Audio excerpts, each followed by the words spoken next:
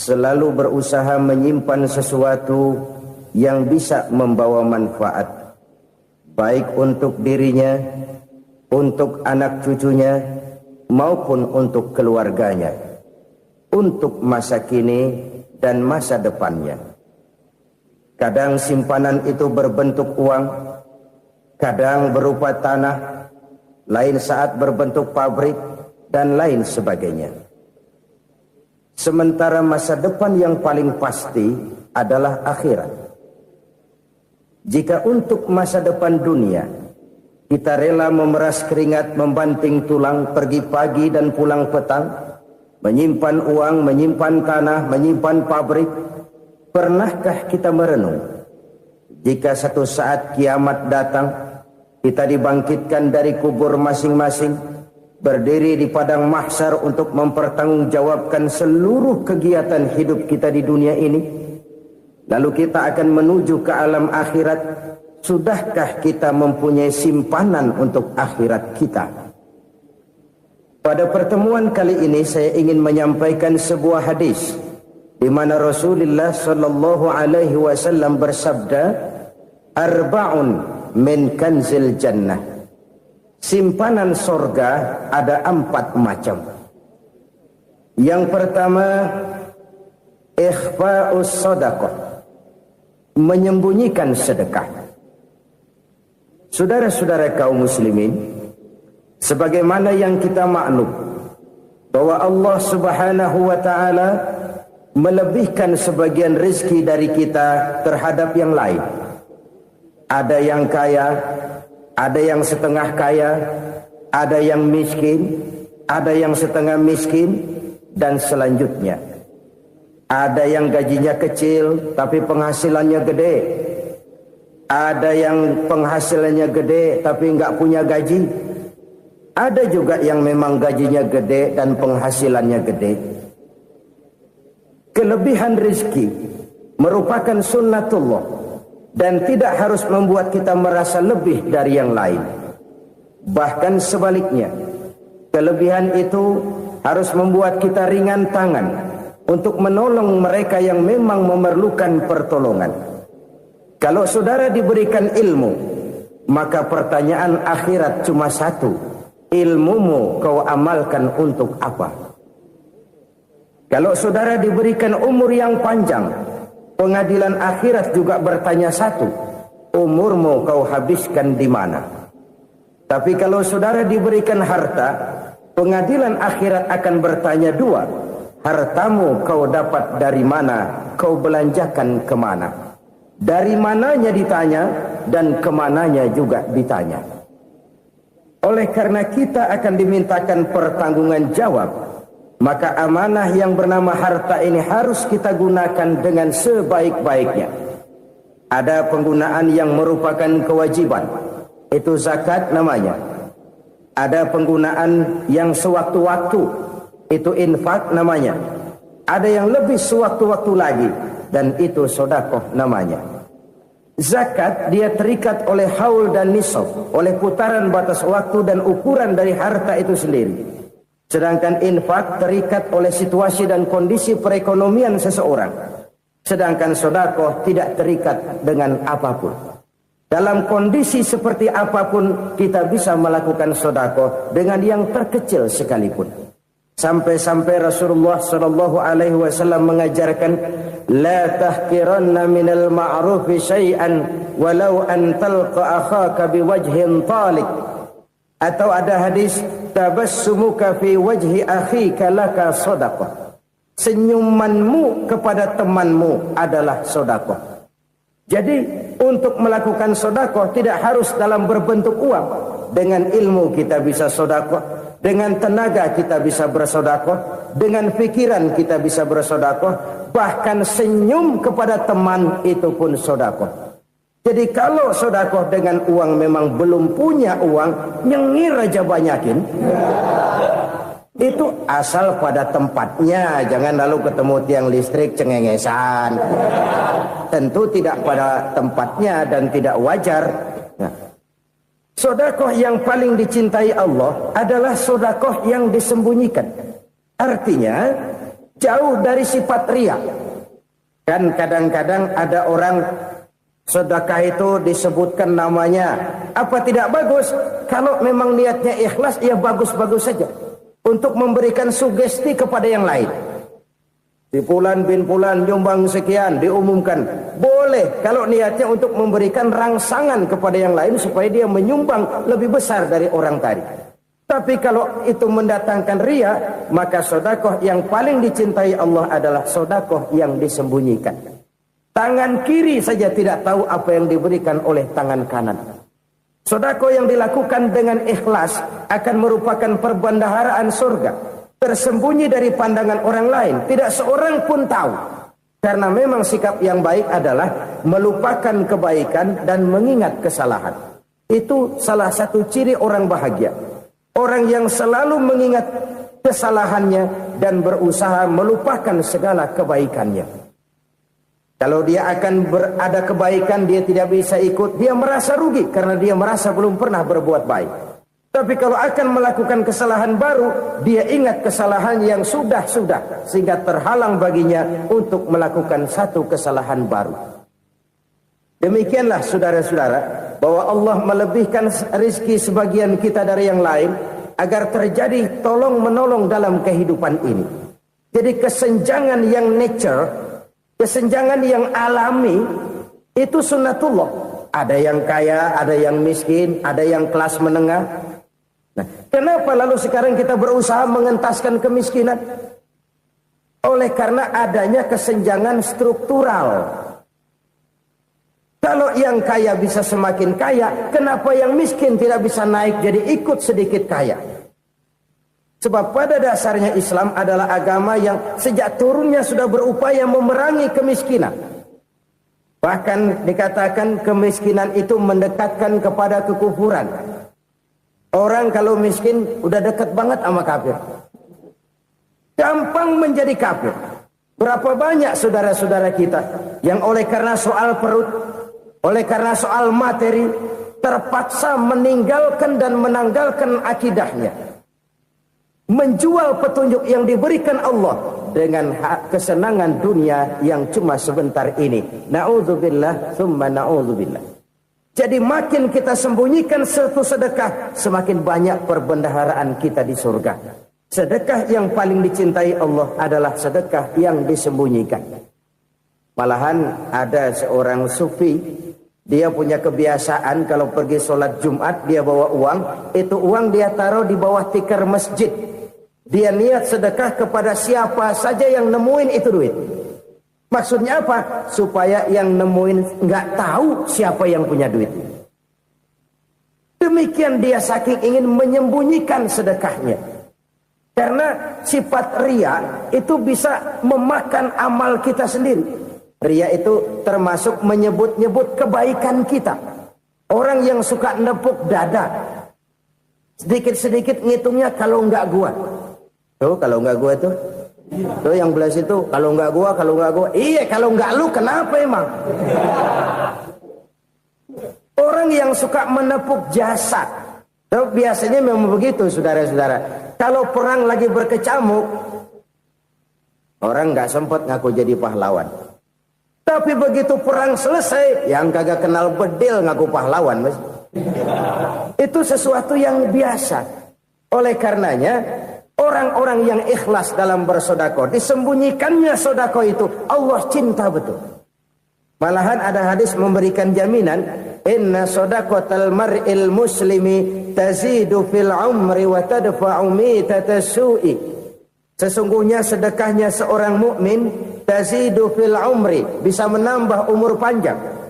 Wa tadfa'u mitatas su'i, dan menyelamatkan manusia dari mati secara su'ul khatimah. Jadi siapa yang kepengen panjang umur, banyaklah sedekah. Yang bosan hidup, pelit terus. Sedekah menambah panjang umur dan menyelamatkan manusia dari mati secara su'ul khatimah. Pak, katanya umur itu nggak bisa ditambah, nggak bisa dikurangin. Kapan? Kalau ajal sudah datang. Fa idza jaa ajaluhum la yastakhiruna sa'atan wa la yastaqdimun. Kalau ajal datang tidak bisa dimajukan, tidak bisa dimundurkan. Itu kalau ajal sudah datang. Tidak bisa lagi umur ditambah dikurangi, sudah datang. Tapi kalau belum datang, itu kan haknya Allah. Mau ditambah, mau dikurangi, hak prerogatif Allah. Sebagai pencipta manusia, Allah maha kuasa dan maha mampu. Sedekah ini menambah panjang umur dan menyelamatkan manusia dari mati secara su'ul khatimah. Itu orang mati kan sama ya, kondisinya mati, nggak nafas. Tapi hakikat mati kan lain-lain. Ada yang mati itu husnul khatimah, baik akhirnya. Misalnya lagi ngaji mati, lagi sholat mati, lagi sedekah mati. Ini yang dinamakan dengan husnul khatimah, baik di akhirnya. Sebaliknya ada yang su'ul khatimah, jelek di akhirnya. Ini yang jadi catatan akhir. Lagi nyekek botol, mampus. Lagi banting kartu, modar. Su'ul khatimah, jelek pada akhirnya. Sedekah menyelamatkan manusia dari mati secara su'ul khatimah. Dan kita semua kepengen mendapat husnul khatimah, jauh dari su'ul khatimah. Oleh sebab itu yang bisa menyelamatkan kita dari penyakit itu antara lain adalah sedekah yang disembunyikan, yang dikerjakan dengan ikhlas karena Allah. Tidak karena kepengen dipuji orang, tidak karena ingin dikatakan orang pemurah, sebab orang dermawan itu orang yang memberi tanpa harus diminta. Kalau masih harus diminta, ya belum dermawan namanya, masih harus diminta. Kalau nggak diminta ya tulus, lolos, polos. Saudara-saudara kaum muslimin rahimakumullah. Harta adalah amanat dan akan kita pertanggungjawabkan. Allah melebihkan rizki sebagian kita dari yang lain agar kita saling tolong menolong, bantu membantu. Nabi janjikan siapa yang meringankan beban saudaranya muslim di dunia, Allah akan meringankan bebannya di akhirat nanti. Sebuah jaminan dari baginda Nabi.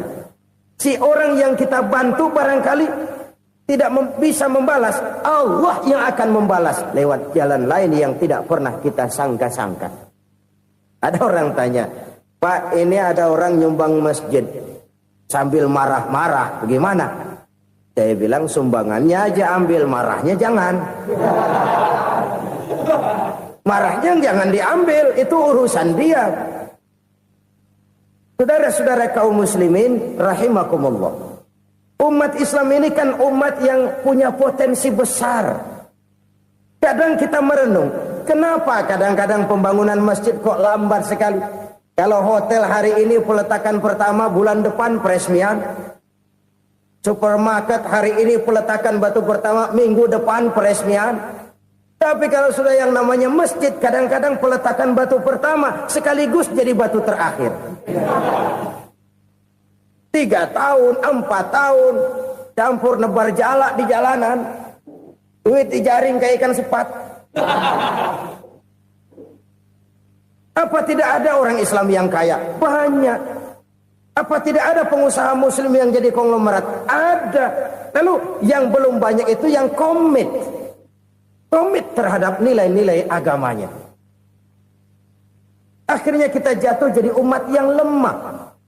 Belum ada pengusaha konglomerat muslim buka pabrik supermi cap beduk misalnya umpamanya atau pabrik kecap cap sorban supaya identitas keislamannya sedikit kelihatan. Kita jatuh jadi umat yang lemah karena potensi tidak terinventarisir dengan baik. Kita ini ibarat kompor yang cuma matengin nasi orang lain.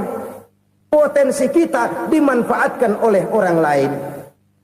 Ukhuwah Islamiyah kita baru terbatas kepada silaturahmi. Ukhuwah di bidang ekonomi kita lemah. Ukhuwah di bidang kebudayaan kita lemah. Apalagi ukhuwah di bidang politik kita lebih rapuh lagi. Padahal ukhuwah itu adalah totalitas kehidupan manusia. Menyangkut ipolek sosbud. Memerlukan nilai-nilai ukhuwah. Jadi oleh karena itu mari kita menyadari. Di dalam harta kita, walaupun kita yang cari, pergi pagi, pulang sore, peras keringat, banting tulang, di sana ada harta anak yatim. Di sana ada hak masjid. di sana ada hak pesantren, di sana ada hak jihad. Berbahagialah seseorang apabila dia oleh Allah dijadikan keran. Keran itu menyimpan air, tapi tidak untuk dirinya, tapi disalurkannya kepada mereka yang memang memerlukannya. Saudara-saudara kaum muslimin rahimakumullah, ini yang pertama. Jadi perbendaharaan surga adalah menyembunyikan sedekah. Orang lain nggak tahu, kita pun nggak pernah ngitung-ngitung. Kita anggap lewat begitu saja, padahal itu deposit akhirat. Satu. Yang kedua, perbendaharaan surga itu apa? Wa kitmanul musibah, menyembunyikan kesulitan. Kadang orang takut menghadapi kesulitan, tapi makin kita merenung, hidup ini kan sebenarnya urusan. Takut sama urusan, ya jangan hidup. Tandanya orang hidup itu kalau punya urusan. Urusan merupakan problem sering menimbulkan kesulitan. Kesulitan bukan untuk ditakuti, tapi untuk diatasi dan dicarikan jalan keluarnya. Siapa sih orangnya yang nggak pernah sulit? Makin tinggi status sosialnya, makin gede urusannya. Makin tinggi kualitas imannya, makin berat tingkat kesulitannya. Cuma memang yang namanya enak itu seperti pelangi. Biang lala itu nggak pernah di atas kepala kita, di atas kepala orang melulu. Lu sih enak lu, kata kita. Dia juga bilang yang enak kan lu. Pelangi itu nggak pernah di atas kepala kita. Kata tukang beca, aduh enak ya naik Mercy. Kata tukang beca, apa yang di dalam mobil Mercy? Aduh enak bener tukang beca, di jok ngeringkuk ngorok pulas bener. Saya kamar pakai AC sejuk, tempat tidur sutra, empuk, alga spring bed, gula kulik nggak bisa pulas kalau belum minum Valium, belum tidur. Enak bener tukang beca, di jok ngorok nggak tahu wetan kulon. Si tukang beca bilang yang di Mercy enak, yang di Mercy bilang tukang beca enak. Inilah enak, nggak pernah di atas kepala kita, di atas kepala orang lain melulu enak itu. Nah, saudara-saudara, yang merupakan perbendaharaan surga itu orang yang bisa menyembunyikan kesulitan, baik pribadi ataupun rumah tangga. Nih terutama rumah tangga yang jadi soalnya. Kadang-kadang kita ini kalau senang, sebaliknya kalau senang kita diam, kalem aja, cuek. Banyak banget duit kita bawaan, diam aja udah. Malah ketemu orang takut. Tapi begitu susah, sekampung tahu. Padahal Nabi mengajarkan perbendaharaan surga itu menyembunyikan musibah, menyembunyikan kesulitan.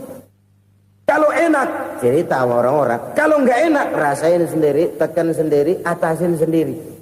Kita kan sebaliknya, senang kita diam, asal lagi susah, paling tidak kita nyari teman buat cerita kesusahan.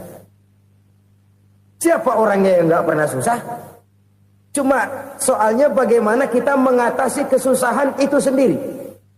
Begitu juga misalnya kalau orang sudah berumah tangga, itu orang tuanya harus menjadi tempat dia cerita yang enak-enak saja. Yang nggak enak rasain berdua, selesaikan berdua, atasin berdua. Jangan dibalik.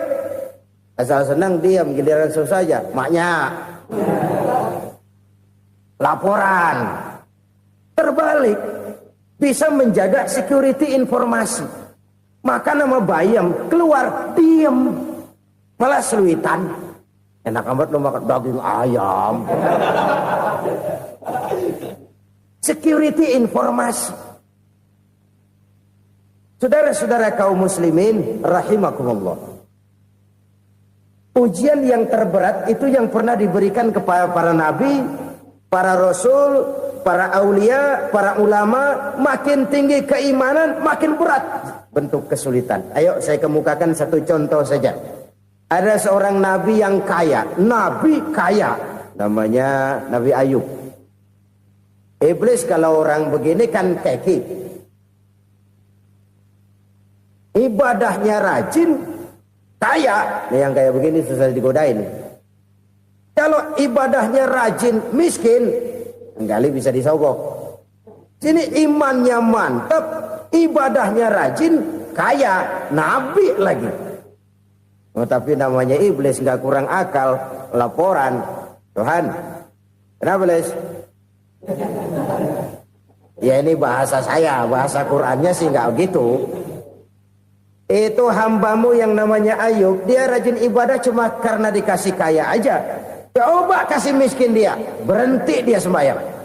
Ah, kamu bisa aja. Saya tahu Ayub itu hambaku yang ikhlas. Saya buktiin Tuhan, silahkan. Dibuktiin lah, iblis turun ke alam ini. Yang mula-mula dia lakukan, dia rusak sawah ladang Nabi Ayub. Dia binasakan binatang ternak Nabi Ayub.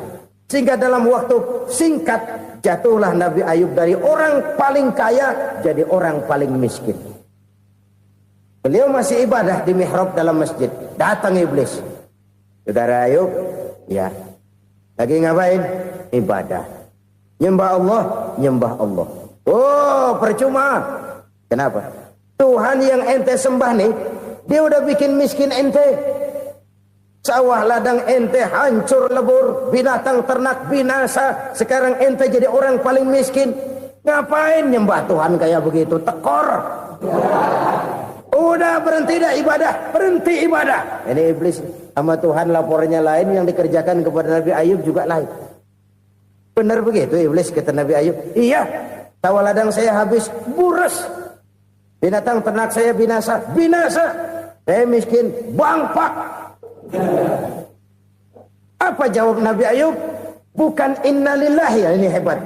Alhamdulillahillazi a'tani wa akhadha minni. Segala puji bagi Allah yang telah memberikan harta kepada saya dan sekarang mengambilnya lagi. Alhamdulillah. Allah yang ngasih, Allah yang ambil. Itu mah urusan Allah. Iblis cuman ibadah jalan terus, sujud lagi Nabi Ayub. Iblis seleher gondok banget. Dasar Nabi nggak mempan dia apa-apain. Miskin malah alhamdulillah. Allah yang ngasih, Allah yang ngambil. Jadi kalau kita tidak komit, kita tidak terikat kepada kaya, miskin, senang, susah, apa yang bisa bikin kita susah? Jadikan kekayaan, kemiskinan, jadikan senang, susah sebagai anak buah yang bisa kita atur. Jangan kekayaan ngatur kita, jangan kemiskinan ngatur kita. Kita yang harus mengatur mereka. Senang, susah, kaya, miskin, bahagia, sengsara, jadikan itu anak buah yang bisa kita atur. Kalau sekarang kita kaya, lain saat boleh jadi kita miskin, semiskin-miskinnya. Allah yang ngasih, Allah yang ngambil. Tenaga mana yang bisa menghalangi? Ibadah jalan terus. Iblis makin gondok. Dasar Nabi loh. Akhirnya apa? Nabi Ayub dikerjain, diberikan penyakit. Demikian fatal penyakitnya. Bayangin, udah miskin sakit. Masya Allah. Miskin sakit. Sakitnya nggak lama, kira-kira 16 tahun. Istrinya 3, 2 mental minta ceraiin. Ngerawatin laki bengek begini. Senang belum tentu, susah udah pasti nih. Cerai aja, cerai dah. Cerai. Tinggal satu Siti Rahmah yang setia menemani beliau. Sesetia-setianya hati perempuan. Satu saat Siti Rahmah bilang, "Bang, iya, abang kan Nabi bang. Lalu namanya Nabi kan doanya jarang meleset bang. Maksud kamu minta kenapa sih sama Tuhan biar abang sembuh baik dah bang?" Siti Rahmah, iya. Saya sakit berapa tahun sih dah? 16 tahun bang. Sebelum ini saya sehat berapa tahun? Ya kira-kira 60 tahun bang. Nah coba ente banding-bandingin Rahmah. Saya dikasih sehat 60 tahun. Dikasih sakit 16 tahun. Sudah nggak sabar. Mau doa kepada Allah minta sembuh. Saya malu. Malu kepada Allah. Diuji dengan yang luar biasa seperti ini. Tidak mengganggu stabilitas kehambaannya. Dia tetap menghamba kepada Allah subhanahu wa ta'ala. Saudara-saudara kaum muslimin rahimakumullah. Kunci menghadapi kesulitan itu apa? Allah jelaskan dalam satu ayat, wa basyiris sabirin alladzina iza asabathum musibah qalu inna lillahi wa inna ilaihi raji'un. Gembirakan orang-orang yang sabar. Siapa mereka itu? yang apabila mendapat musibah mereka kembali kepada keyakinan dasar segalanya dari Allah dan segalanya akan kembali kepada Allah. Ini konsepsi dasar dari sikap muslim dalam menghadapi berbagai kesulitan. Segalanya dari Allah, segalanya akan kembali kepada Allah. Kalau ini sudah kondisi dasarnya, maka kita akan lapang menghadapi kenyataan bagaimanapun pahitnya. Apakah itu namanya miskin, apakah itu namanya sakit, bahkan maut sekalipun. Maut sekalipun. Segalanya dari Allah, segalanya akan kembali kepada Allah. Ini sikap hidup, bukan sekedar ucapan. Kita kadang-kadang menjadikannya sebagai ucapan. Mulutnya sehingga berhenti, innalillahi wa inna ilaihi rajiun, tapi nangisnya terus gerung-gerungan. Bukan itu, ini kesadaran moral. Kalau segalanya dari Allah, segalanya kembali kepada Allah, kan sebenarnya cuma nunggu giliran. Hari ini saya nyembayangin dia, entah hari apa saya disembayangin orang. Hari ini saya antar dia ke kubur, entah hari apa orang nganterin saya ke kubur. Hari ini saya tahlilkan dia, entah nanti kapan orang tahlilkan saya. Segalanya dari Allah, segalanya akan kembali juga kepada Allah. Oleh sebab itu saudara-saudara, kesulitan bukan untuk ditakuti. Kesulitan justru untuk diatasi, dicarikan jalan keluarnya. Dan tidak ada orang yang tidak pernah mendapat kesulitan. Tidak ada.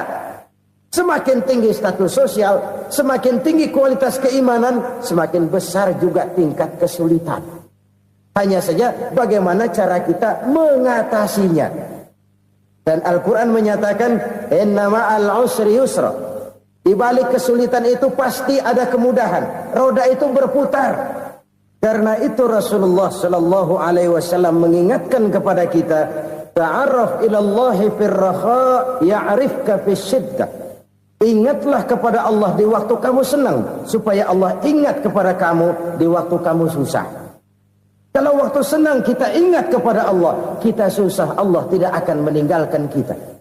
Tapi kalau waktu senang kita jauh dari Allah, sujud tidak sempat, dengan masjid jauh, ketika senang kita lupakan Allah. Nanti begitu kita susah, Allah lupakan kita. Dan itu menyakitkan. Oleh karena itu orang-orang tua kita dulu bilang, kalau lagi sehat ingat-ingat lu bakal sakit nanti. Kalau lagi kaya ingat-ingat satu saat kita bakal jatuh miskin. Bahkan kalau lagi muda ingat-ingat kita bakal tua. Dan yang terpenting, kalau lagi hidup ingat-ingat kita bakal mati. Saudara-saudara kaum muslimin rahimakumullah. Jadi yang kedua yang merupakan perbendaharaan surga, menyembunyikan musibah. Saudara-saudara kaum muslimin rahimakumullah. Hal ketiga yang merupakan perbendaharaan surga adalah wasilatur rahmi. Orang yang suka bersilaturahmi.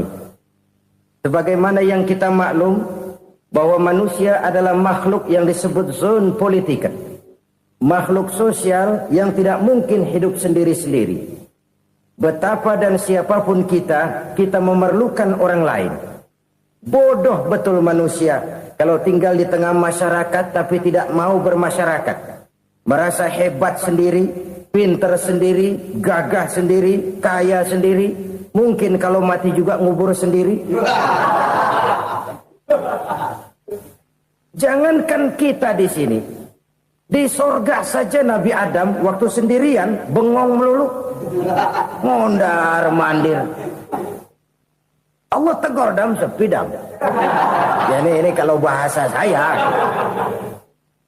Iya Tuhan sepi ini nggak ada coret-coretan pisan ini. Diciptakan Siti Hawa baru anteng Nabi Adam. Itu di surga. Cobalah. Umpamanya saudara tinggal di Jakarta nih. Kayak bener. Apaan aja di Jakarta punya saudara dah. Jembatan Semanggi ambil. Monas, Buntel bawa pulang. Hotel-hotel ambil semua. Cuman tinggal di Jakarta sendirian, apa enaknya? Betapa dan siapapun kita perlu orang lain. Tidak ada seorang pun yang bisa memenuhi kebutuhan hidupnya secara sendiri-sendiri. Nah, Islam telah menyelamatkan manusia dari ras diskriminasi. Mengikat manusia dengan persaudaraan yang berlandaskan kepada akidah. Karena itu dianjurkan bersilaturahmi. Bahkan Nabi menyatakan, man arada ayyubsata lahu fi rizqihi wa yunsa'a fi atharihi falyasil rahimah. Siapa yang kepengen diluaskan rezekinya dan dipanjangkan usianya, banyaklah ia bersilaturahmi. Siapa yang kepengen dimudahkan rezekinya, hendaknya ia banyak bersilaturahmi. Kalau banyak teman, kesulitan kan paling tidak ada tempat cerita. Udah susah, sendirian kita pikirin diri, nggak ada tempat tukar pikiran. Cepet banget sama bengek. Dilawan sendiri. Nah, secara makro kita bisa berkata, tidak mungkin ada kemenangan kalau tidak ada kekuatan. Tidak ada kekuatan kalau tidak ada kesatuan dan persatuan. Tidak mungkin ada kesatuan dan persatuan tanpa semangat silaturahmi. Kalau umat Islam mau menang, dia harus kuat. Kalau umat Islam mau kuat, dia harus bersatu. Kalau umat Islam mau bersatu, dia harus membudayakan silaturahmi ini. Bahkan sampai-sampai kata Nabi, kalau bisa cari nilai tambah. Apa? Silman qata'ak. Bersilaturahmilah kau kepada orang yang marah denganmu. Masya Allah, indahnya ajaran agama kita. Orang yang marah pun kepada kita, kata Nabi, kalau bisa bersilaturahmilah kepadanya, kepada orang yang marah itu. Di situ nilai tambah. Cuman jujur nih hadis, ngucapinnya gampang, ngamalinnya yang berat banget. Orang marah sama kita, kita disuruh silaturahmi, ada apa malu? Lu marah, ada gue marahan lagi. Tunggu pikirin. Saudara-saudara kaum muslimin rahimakumullah. Tapi ini yang diajarkan, bahkan ini yang dicontohkan oleh baginda Rasul. Bagaimana begitu mudah? Misalnya satu saat Abu Jahal ini ngatur strategi bagaimana bikin Muhammad celaka. Dia gali lubang di depan tempat tidurnya. Dia tutupin daun korma. Terus dia panggil seseorang, ke sini. Kasih tahu Muhammad, pamannya sakit keras, minta ditengokin. Berangkat orang ini ke sana. Muhammad, labbaik. Pamanmu sakit keras, dia minta ditengokin. Baik, saya akan datang menjenguk beliau. Berangkatlah Nabi ke rumah Abu Jahal tanpa prasangka apapun. Abu Jahal udah pasang setil, selimut 3 rangkap setengah dipakai. Persis kayak orang meriang. Tapi sembari ngintip dari balik selimut. Begitu Muhammad buka pintu, nah, masuk perangkap nih. Muhammad jalan menuju tempat pembaringan. Makin lama makin dekat, makin lama makin dekat. Makin dekat ke lubang yang dipasang oleh Abu Jahal itu. Dalam hati Abu Jahal, terus dah jatuh, mampus dah lo ini. Mampus lo hari ini nih. Apa yang terjadi? Malaikat Jibril datang. Muhammad, pamanmu cuma pura-pura sakit. Di depan tempat tidurnya ada lubang perangkap supaya kamu jatuh ke situ. Sudah, kamu pulang. Balik kanan Nabi. Sudah hampir jatuh ke lubang, balik kanan, pulang. Bayangin kecewanya Abu Jahal. Muhammad dikit lagi, Muhammad dikit lagi. Enggak, paman, saya pulang aja. Emosi bangun dari tempat tidur, enggak sadar kalau lagi pura-pura sakit.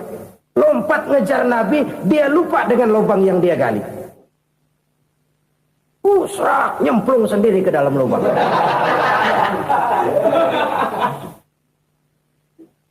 Nabi terus berlalu. Ini terjadi keanehan. Jatuh ke lubang yang dia gali itu sebenarnya nggak terlalu dalam ya. Antara 3-4 meteran lah. Tolong, saya jatuh ke lubang ini. Datanglah pelayan-pelayannya itu. Angkat saya dari sini. Oh, yang ngulurin tambang. Satu gulung, belum juga nyampe itu tambang. Kurang, beli lagi ke warung. Sambung, ulur lagi, nggak juga bisa sampai. Wah, ini kerjaan Muhammad ini. Tolong, siapa salah seorang kamu ke rumah Muhammad, kasih tahu encangnya kecebur. Minta ditolongin. Sampaikan kepada Rasul. Kenapa? Pamanmu jatuh ke lubang, Muhammad minta tolong diangkatin. Tambang udah nyambung-nyambung nggak nyampe juga. Ya, nanti saya datang, saya tolong. Coba. Nyata-nyata orang berniat jahat mau mencelakakan dia. Datang dia menolong. Ini yang disebut air tuba dibalas air susu ya ini. Bukan sebaliknya. Air tuba dibalas air susu. Paman, kecebur ya? Iya Muhammad, tolong ini. Pegang tangan saya. Nabi ulurkan tangannya. Nyampe. Dipegang oleh Abu Jahal. Diangkat ke atas. Sampai atas. Apa kata Abu Jahal? Sihirmu memang hebat Muhammad. Udah ditolongin dikata sihir. Yang enak kita kemplang kan itu orang begitu. Urusan apa? Tapi inilah akhlak. Kalau bisa kamu bersilaturahmilah dengan orang yang marah kepadamu sekalipun. Orang marah kita tetap baik. So, kalau kita berbuat baik sama orang yang memang baik, rasanya sih biasa-biasa aja. Orang baik kita baik lagi, ya draw aja, belum ada nilai tambah di situ. Baru ada nilai tambah kalau kita bisa berbuat baik kepada orang yang nyakitin kita. Itu namanya kita setingkat di atas dia. Dia sakitin kita, kita berbuat baik sama dia. Dia pelit sama kita, kita baik sama dia. Dia marahin kita, kita deketin dia. Di situ kita punya nilai tambah. Jadi siapa yang ingin diluaskan rezekinya kata Nabi dan dipanjangkan umurnya, hendaklah ia banyak-banyak bersilaturahmi. Sederhana sebenarnya silaturahmi. Tapi silaturahmi membangkitkan semangat kesatuan dan persatuan. Kesatuan dan persatuan melahirkan kekuatan. Dalam matematika, 1 ditambah 1 pasti 2. Tapi di tengah masyarakat, 1 orang takut ditambah 1 orang takut, hasilnya jadi 2 orang setengah berani. Kenapa setengah berani? Karena udah berdua. Tadi pan takut sendirian. Kalau dia kumpul turu-turu takutlah jadi berani. Kita yang lemah, kita yang tidak berdaya, kita yang miskin, kalau mau kompak bersatu, apa yang nggak bisa kita kerjain? Apalagi tinggal di kota besar, pilihan cuma 2, bertahan atau minggir.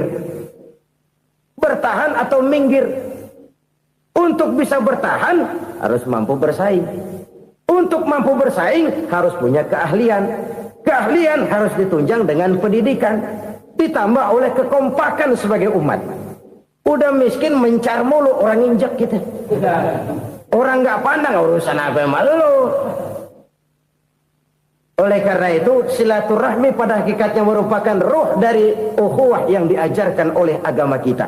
Bagaimana Islam menyelamatkan masyarakat manusia dari ras diskriminasi, mengikat manusia, dan tidak ada persaudaraan yang lebih indah selain persaudaraan yang diikat dengan nilai-nilai akidah.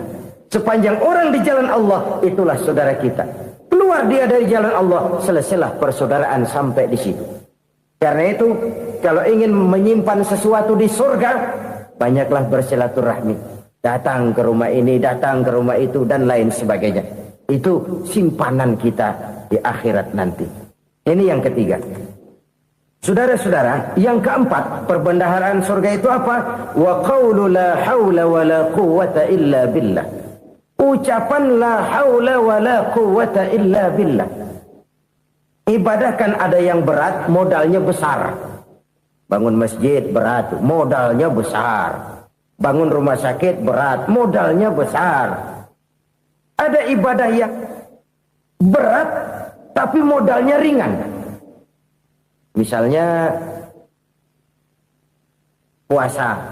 Puasa itu berat, mengendalikan nafsu. Kalau sekedar nggak makan nggak minum sih enteng, mengendalikan nafsu itu jihad terbesar. Tapi kan modalnya ringan, cuma niat saja. Ini ibadah berat, modalnya ringan. Ada ibadah yang ringan, modalnya juga enteng. Seperti termasuk ucapan la haula wa la quwwata illa billah. Tanpa sadar, la haula wa la quwwata illa billah, nyelengin tuh di surga. Nyelengin, kita nggak terasa, nyelengin simpenan akhirat. La haula wa la quwwata illa billah, nyimpan lagi.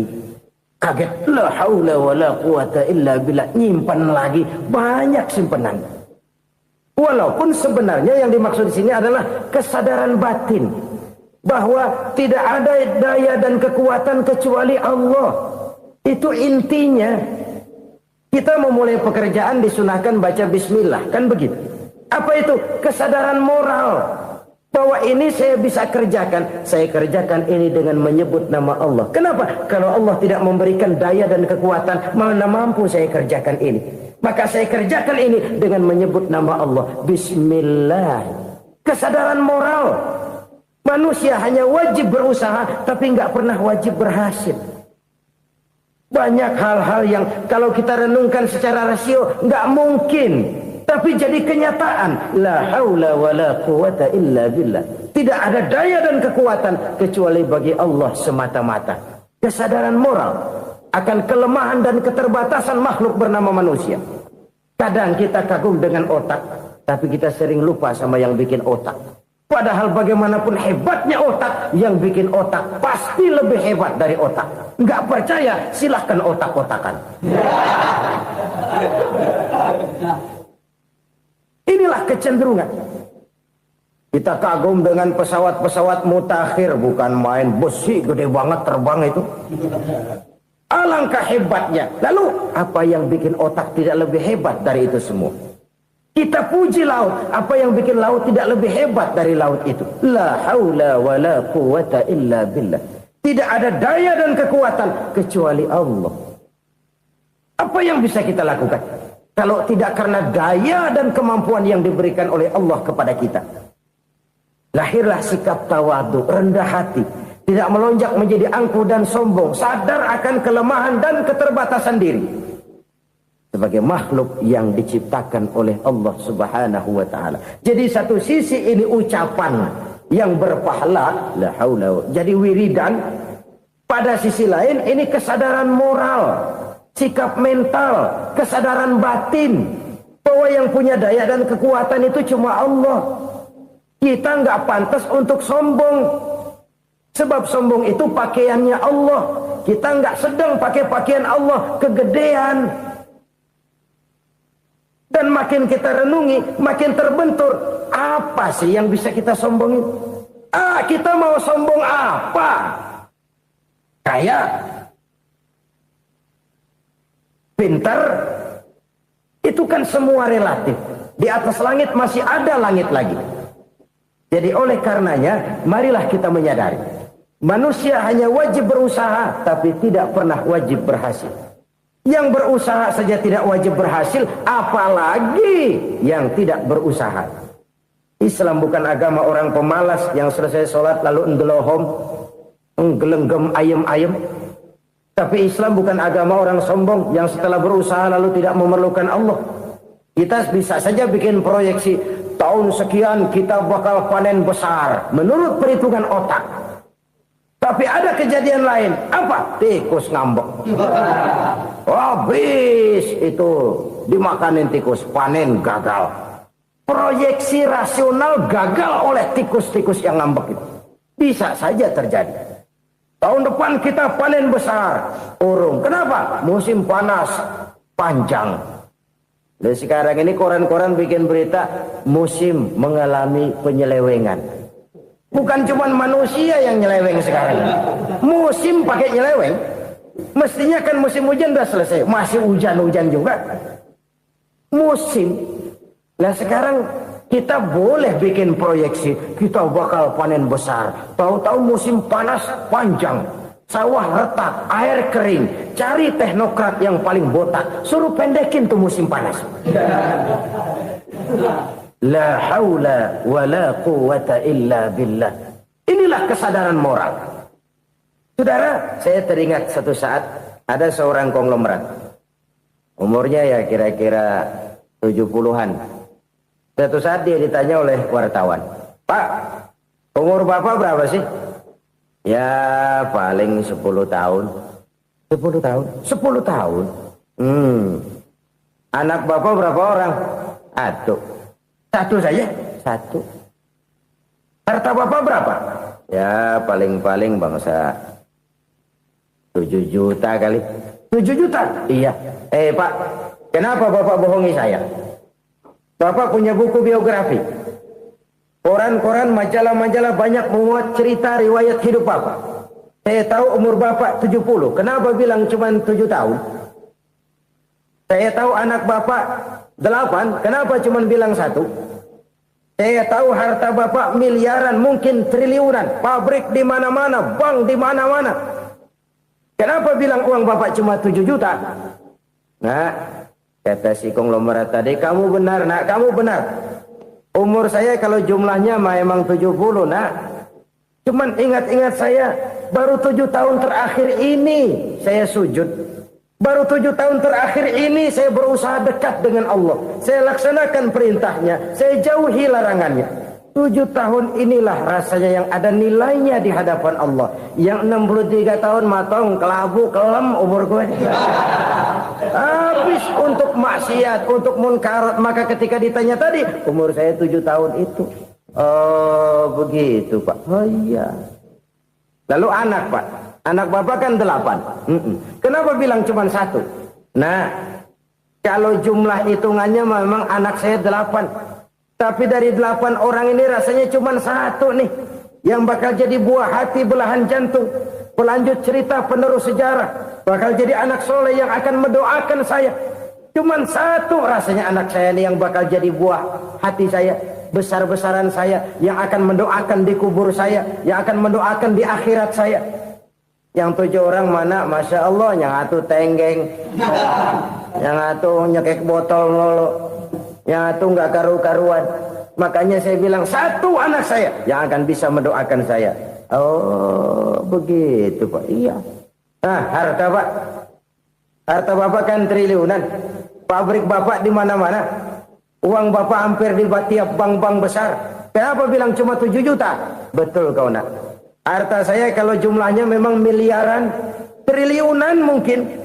Tapi yang saya ingat baru 7 juta tuh yang saya belanjakan di jalan Allah. Saya nyumbang masjid, saya santuni yatim piatu, saya bantu pembangunan pesantren, saya bantu pembangunan rumah sakit Islam. Itu yang akan saya bawa pulang ke akhirat, yang 7 juta itu. Yang triliunan itu nanti akan diperebutkan oleh anak-anak saya sebagai waris saya. Jadi harta saya 7 juta itu yang bakal nemenin saya di akhirat. Yang akan saya bawa pulang jadi teman saya. Saudara-saudara kaum muslimin, jangan-jangan orang tua itu adalah kita-kita ini. Jangan-jangan kita-kita ini adalah orang tua itu. Jangan-jangan itu potret dari diri kita masing-masing. Dari sekian umur yang diberikan Allah, berapa tahun yang ada nilainya di hadapan Allah? Dari sekian anak-anak yang merupakan amanah, berapa yang akan mendoakan kita sebagai orang tuanya menjadi anak soleh? Dari sekian banyak harta yang diberikan Allah, berapa yang akan kita bawa pulang menghadapnya nanti, yang kita belanjakan di jalan Allah? Ini sebuah potret kehidupan. Karena itu kita kembali kepada la haula wa la quwata illa billah. Kita wajib berusaha, kita wajib berikhtiar. Selebihnya, segala daya dan kekuatan hanya milik Allah saja semata-mata. Satu kesadaran batin dari setiap pribadi muslim. Setelah ia berusaha dan berikhtiar, ia menyerahkannya kepada Allah Subhanahu wa ta'ala. Jadi, satu sisi ini merupakan wiridan ucapan yang mengandung pahala. Pada sisi lain, ini merupakan sikap batin dari seorang muslim di dalam ia menghadapi realitas kehidupan ini. Saudara-saudara kaum muslimin, rahimakumullah. Kalau ini kita jadikan satu basis kehidupan, maka ini akan menyelamatkan manusia dari kemungkinan tergelincir menjadi orang yang lupa diri dan lupa darat. Sebab itu Imamul Ghazali berpesan, Jadidis safinah fa innal bahra amiq wa khuziz zad fa inna safara ba'id wa khaffifil hamla fa innal hamla sadid. Perbarui selalu kapalmu karena lautan sangat dalam. Bawa bekal yang banyak karena perjalanan ini sangat jauh. Ringankan beban karena kebanyakan beban akan menyakitkan. Alangkah indah kalimat ini, alangkah dalam makna yang terkandung di sana. Perbarui selalu kapalmu karena lautan sangat dalam. Apa artinya ini? Jaga mentalmu baik-baik. Pelihara imanmu baik-baik karena hidup penuh cobaan seperti lautan. Kita kalau berlayar di lautan kan kadang-kadang tenang, angin bertiup sepoi-sepoi basah. Jika malam datang bintang gemintang bertabur menghias cakrawala. Rembulan memantulkan sinarnya dengan indah. Dalam keadaan begitu berlayar enak. Tapi lain saat ombak menggunung, halilintar menyambar, angin topan bertiup. Berapa banyak sudah saudara-saudara kita yang tenggelam di lautan dunia tanpa sadar bahwa dia belum sampai kepada pantai yang akan dituju. Berapa banyak sudah saudara-saudara kita yang tenggelam di lautan dunia ini tanpa sempat bangkit lagi. Dia menyangka sudah sampai kepada tujuannya. Hati-hati kapal jangan sampai bocor karena lautan sangat dalam. Iman ini jaga baik-baik karena hidup penuh dengan ujian. Wa khuzizat fa inna safara ba'id. Bawa bekal yang banyak karena perjalanan sangat jauh. Saudara mau ke Bandung, bawa duit. Saudara mau ke Surabaya, banyakan lagi duitnya. Saudara mau ke Mekah, gepokan, iketan tuh duit nggak lembaran lagi. Makin jauh perjalanan, makin banyak bekal yang harus kita bawa. Kalau saudara dari Jakarta mau ke Surabaya, kagak bawa duit berangkat juga, itu sih bukan berani namanya, nekat. Sampai Surabaya belum tentu, sengsara di jalan udah pasti. Kenapa? Nggak bawa bekal berangkat. Sama juga kita nih, misalnya belum sempat sembahyang, mati. Waduh, berani banget orang. Belum punya bekal, mati. Sengsara di jalan. Atau bekal tidak cukup. Dari Jakarta saudara mau ke Surabaya, bawa duit 500 perak. Paling jauh Cikampek nyampenya itu. Paling jauh itu. Antara jauhnya perjalanan dengan bekal yang saudara bawa tidak seimbang. Hidup ini perjalanan panjang. A walking tour. Dimulai dari alam arwah. Sebelum jasad diciptakan, roh diciptakan lebih dulu. Dari situ pindah ke alam rahim. Dari alam rahim pindah ke alam dunia. Dari alam dunia pindah ke alam barzah. Baru menuju akhirat. Satu perjalanan panjang. Kalau bekal tidak bawa, sengsara di jalan. Bawa bekal yang banyak karena perjalanan ini sangat jauh. Wa khaffifil hamla, ringankan beban karena beban itu cuma akan menyulitkan. Kalau bekal itu sih keperluan, tapi beban nggak kita perluin, cuma ngeberat-beratin. Apa ini beban? Dosa. Kecurangan, kebatilan, kezoliman, ketidakadilan, kesewenang-wenangan. Itu akan jadi beban kita di akhirat. Alangkah celakanya, perjalanan panjang, bekal tidak bawa, beban kelewat banyak. Alamat sengsara di jalan. Pahala tidak ada, dosa berlipat ganda. Na'udzubillah, summa na'udzubillah. Kalau kita rangkum nasihat Al-Ghazali dengan kisah si konglomerat tadi, kita akan mengambil kesimpulan.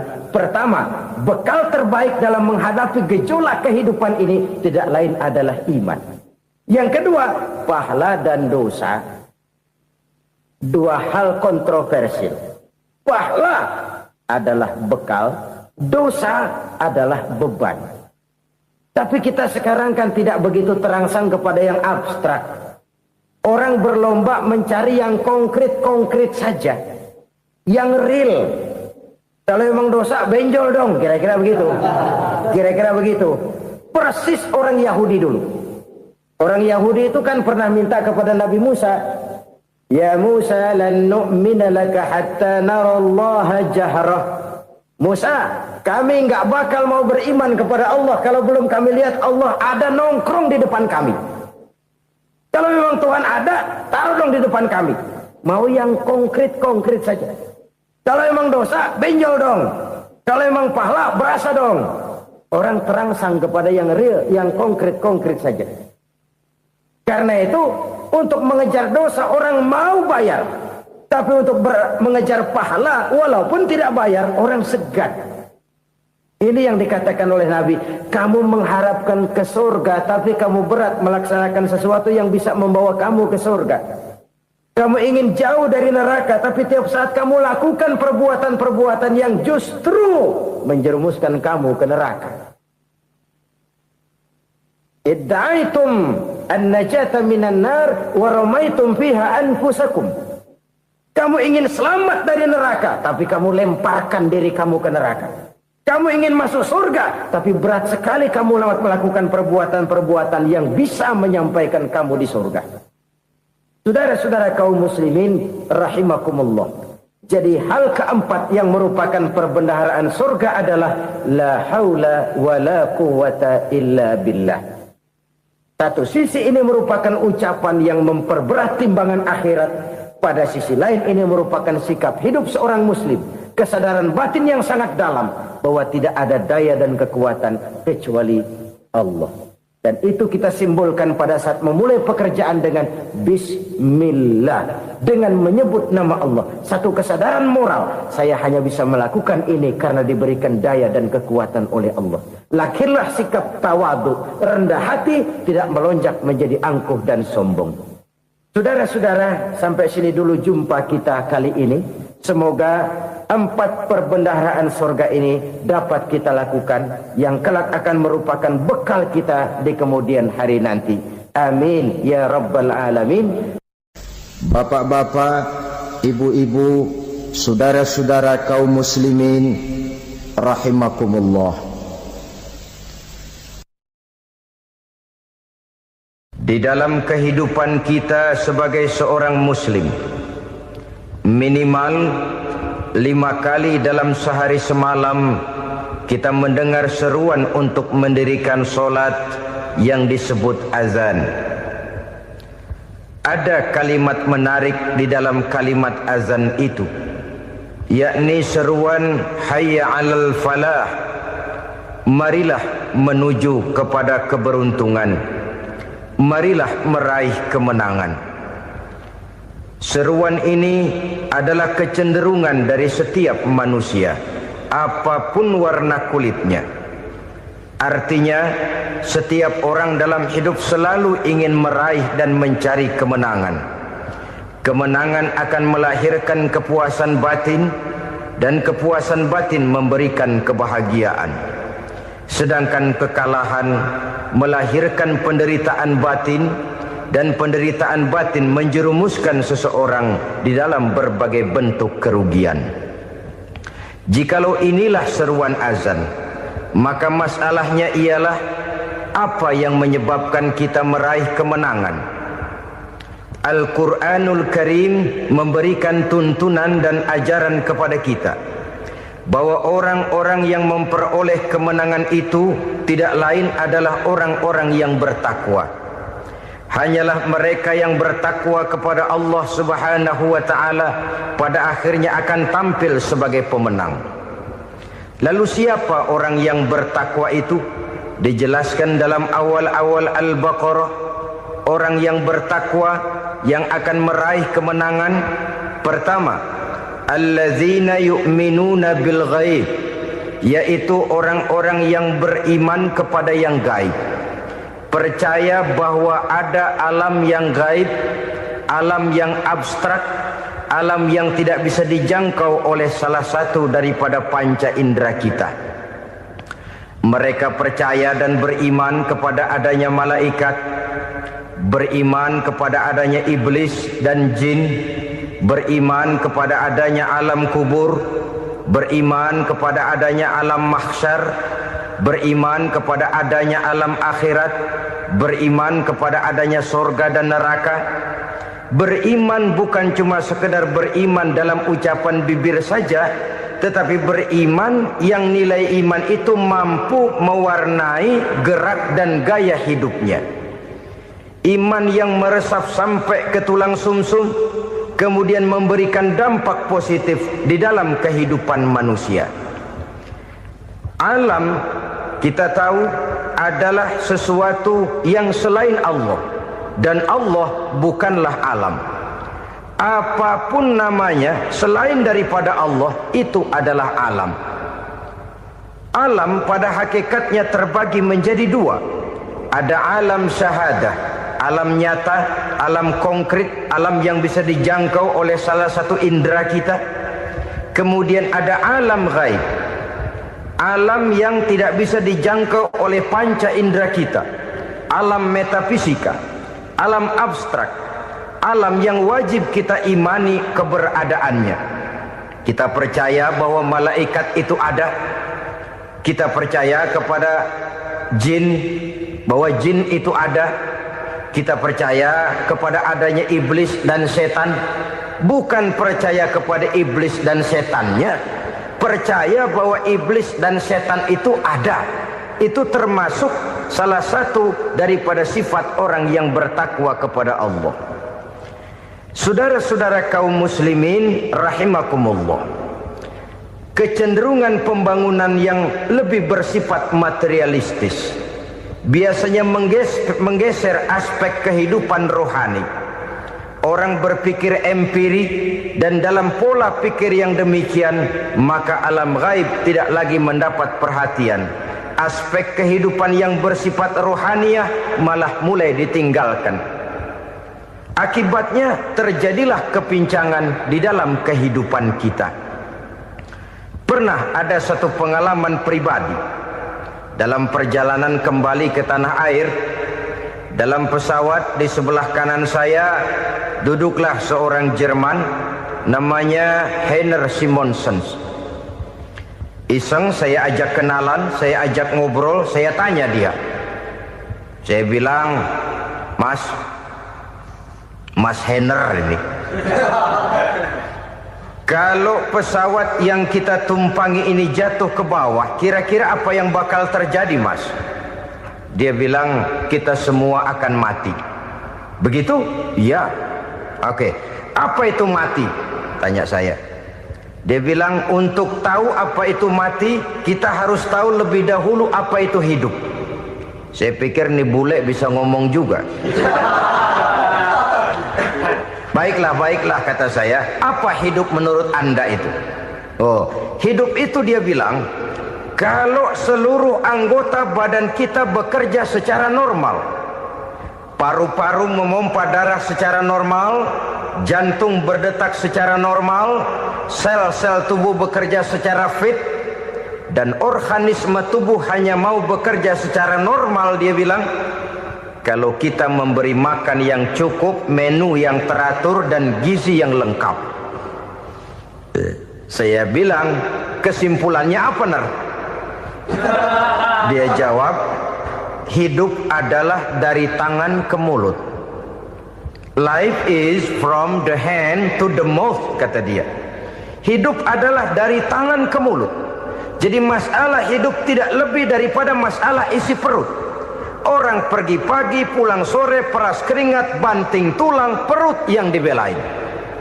Saya bilang, you are wrong. Sampean salah, Ner. Kamu orang Islam bukan? Bukan. Pantas. Kenapa saya salah? Dia bilang, ya jelas salah. Salahnya di mana? Kamu ini manusia. Kalau hidup cuma dari tangan ke mulut, saya bilang, kambing di kampung saya juga begitu pikirannya, Ner. Itu kambing di kampung saya, asal perutnya kenyang, sudah hidup dia. Perkara besok bagaimana, lusa prospeknya macam mana, bulan depan ada apa, kambing nggak pernah mikir. Di kampung saya kambing juga pikirannya begitu. Kamu Kristen ya? Tadinya. Loh kok tadinya, lalu apa sekarang kamu ini? Dia bilang, sekarang saya netral. Saya tidak beragama, tapi saya percaya kepada Tuhan sebagai pencipta alam. Saya ingat benar dia bilang, I haven't any religious, but I believe to God as the creator of the world. Kenapa bisa netral begitu, Ner? Habis saya bingung katanya. Islam bilang Islam baik, Kristen bilang Kristen baik, Hindu Buddha bilang Hindu Buddha baik, semua agama baik. Saya netral sekalian, nggak beragama. Yang penting saya percaya kepada Tuhan. Saya bilang, Ner, kamu ini kayak orang mau beli celana, lalu bingung. Yang satu bilang Levi's bagus, yang satu bilang Blue Jean hebat, yang satu bilang Wool England hebat. Celana ini hebat, celana itu bagus, celana ini hebat. Semua celana bagus, kamu bingung. Akhirnya netral, tidak pakai celana. Itu juga salah. Saya pikir-pikir, kemudian saya melihat bahwa dua pola berpikir Heiner ini nampaknya sudah mulai menggejala di lingkungan masyarakat bangsa kita. Disadari atau tidak, secara jujur kita harus berkata, dua pola pemikiran Henner ini mulai berkembang di tengah masyarakat bangsa kita. Pertama, pola pikir materialisme. Hidup adalah dari tangan ke mulut. Masalah hidup tidak lebih masalah isi perut. Itu yang perlu dibela, dan disitulah arti kehidupan. Pergi pagi, pulang sore, peras keringat, banting tulang untuk mempertahankan perut. Kalau sudah kemari cara orang berpikir, maka buat apa percaya kepada yang gaib? Untuk apa sholat? Untuk apa puasa? Untuk apa zakat? Untuk apa menghadiri majelis taklim? Tanpa kepercayaan